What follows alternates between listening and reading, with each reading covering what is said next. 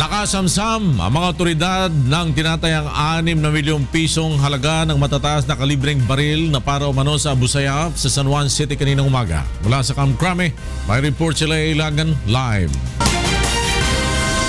Yes, Leia.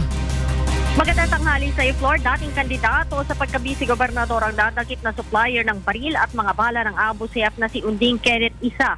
Ito ang ibinulgar ni PNP Chief Police Director General Ronald Bato de la Rosa matapos nitong ipresenta sa media ang nadakip na suspect maging ang mga nakuhang armas mula kay Kenneth. Sinabi ni General Bato nito lamang nakalipas na eleksyon tumakbo bilang Vice Governor ng Sulu si Kenneth pero natalo ito. Ayon kay Kenneth, tumakbo siya bilang independent pero sinuportahan umano niya noong May 2016 election si Pangulong Rodrigo Duterte.